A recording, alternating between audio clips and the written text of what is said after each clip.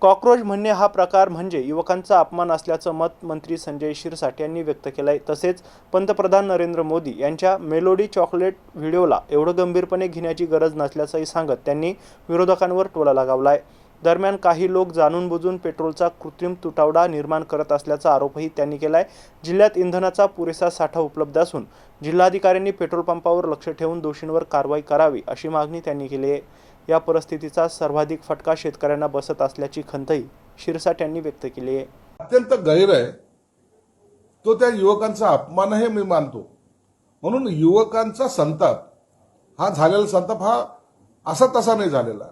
तुम्ही त्यांच्या अधिकार आणि त्यांच्या ताकदीला दिलेलं ते आव्हान आहे। म्हणून आज जर तुम्ही पाहिलं हे कॉकरोच पार्टी कंडिशन्स आहेत या काही दिवसातच आपल्या समोर येतील। आता हा पक्ष त्यांच्या अंतर्गत गोष्ट वेगळी, परंतु पक्षामधून बाहेर जाण्याची संख्या तेवढीच वाढलेली आहे। काही लोक निश्चितच आमच्या संपर्कात आहेतच, आमच्याशी बोलतायत। पक्षामध्ये आता नेतृत्व कोणत्या नेतृत्वाखाली काम करायचा हा प्रश्न काही लोकांना पडलेला आहे, हे नाकारता येत नाही। म्हणून त्यांच्या पक्षामध्ये काय घडतंय हे काही दिवसात तेच सांगितलं की काही दिवसात कळेल। आणि एवढं मात्र निश्चित आहे की ते तर अलबेल नाही असं एकंदर चित्र आहे। त्याला तुम्ही एवढं सिरियसली घेऊ नका। काही वेळेला एखाद्याला जोक करणं किंवा हसवणं किंवा सहजगत्या बोलणं ह्या प्रकारातून झालेलं। त्या मेलोडीचा एवढा काही प्रचार झाला, ती मेलोडी राहिली वेगळीकडे, या चॉकलेटचा प्रचार झाला जास्त।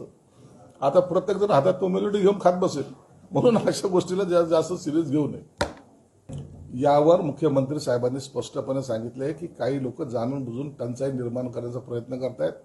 आपल्याकडे पेट्रोलचा डिझेलचा साठा आहे, एवढं निश्चित आहे। काय याच्यामुळं सर्वात जास्त जर पॅनिक कोणी होत असेल तर तो शेतकरी होतोय।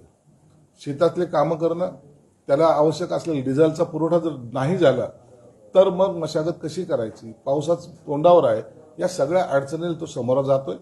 म्हणून आता त्या विभागीय आयुक्तांनी किंवा कलेक्टरने या संदर्भामध्ये कठोर पावलं उचलण्याची गरज आहे। प्रत्येक पेट्रोल पंपावर आपला एक देखरेख, आपला डोळा हा असला पाहिजे।